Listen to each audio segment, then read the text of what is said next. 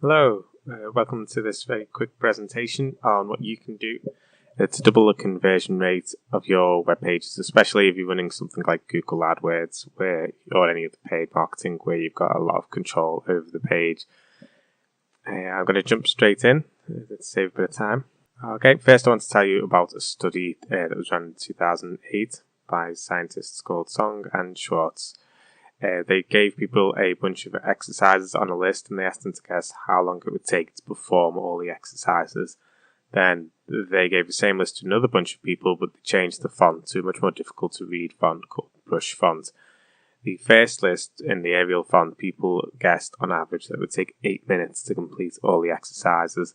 Then the second list, which was exactly the same list of exercises but in a more difficult font, the average guess was, I think, 15.5 minutes. So people assumed it would take almost twice as long to do the exercises just because the exercises were written in a difficult to read font. Now, this is massive. It's really important for your website.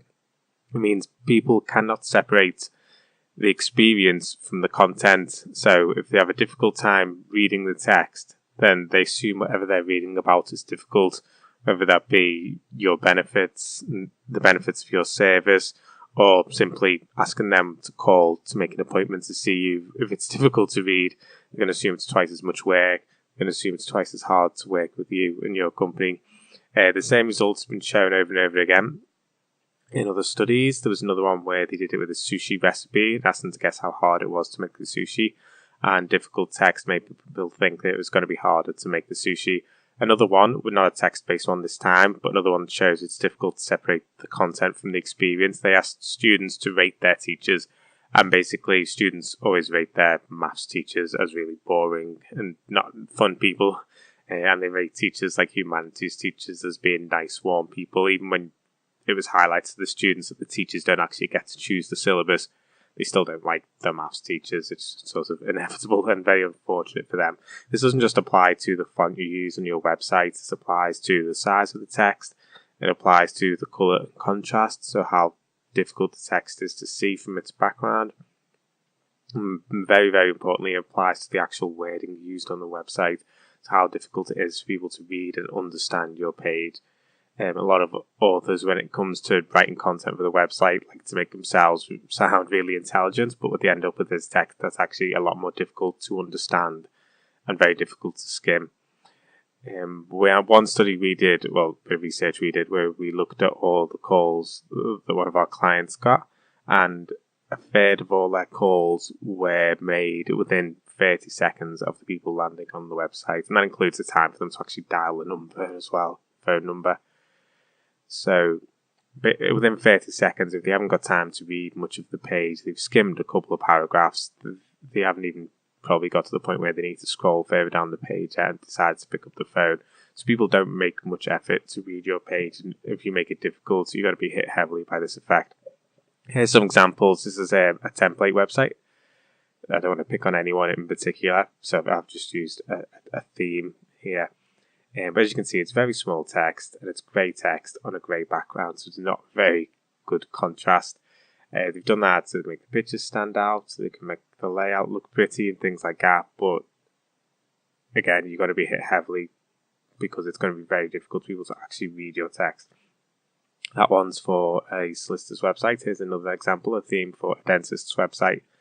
This one, it's light text on a light background in small boxes. You can see they've made the image stand out to make the website look pretty, and the text is just kind of tucked away in the corner. It would be very, very difficult to read, much more difficult than it needs to be. This is kind of how people almost imagine their website or fantasize about their website. They see the website, they want their own website. You want your own website to be nice and beautiful, and people often see the text as a sort of ugly inconvenience. As you can see, there's a bit of exaggeration, obviously, but this is more like how your potential clients and patients see your website. Almost like the back of a contract. They want to read the text. The text tells them about what separates you from your competitors. There's lots of things they need to know, and to get that information, they need to read the text. So what do we do exactly? How do we use that to make sure that your page is as easy as possible for the person to skim, absorb, and then to associate that ease with you and your firm or your practice, we have to do this. So we have to do big fonts, clear contrast, ideally black on white. The majority of the page should be text. You shouldn't have unnecessary images that are there just purely to make the website look pretty and distract from the text. If they're looking at the images, they're not looking at the text, which is the bit that persuades them. It's really important that the content is really simple so they can skim it. Just don't add unnecessary words that make sentences longer or sound smarter. You should take them out. You should be careful because quite a lot of chunks of text on their own don't make sense. If you read it, they kind of have multiple possible meanings and they don't make sense until you get right to the end of a long sentence. It shouldn't happen, even though they will know what you mean if they took the time and read to the end of the sentence. In reality, they're not going to do that. They're going to skim. It's not going to make sense. It's going to be difficult. They're going to have to go back, read it more slowly. You're losing points when they do that, and they may even just press back and not even get to the end of the page. They use common words that are easy to understand. Don't use unnecessarily long words. And if you can put words together to start with the same letter or words that rhyme, that actually makes it a bit easier and a bit quicker to read the text as well. You put all that together and the page is essentially saying the same thing, but because it's really simple for them to read, they can get through it quickly. They're going to read more of it. They're also going to subconsciously think more positively about you and your company. It has a massive effect. And that's it really. It's quite simple, easy enough to implement.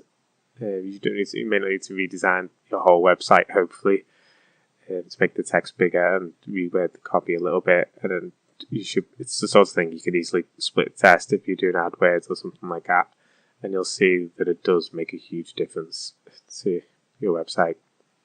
Thank you. I hope you found that useful. I did go through very quickly. Time is money. Yeah, I've got an offer for you if you are interested. If you are running some sort of advertising like AdWords or anything like that, I'll give you a free 30-minute review of your landing page.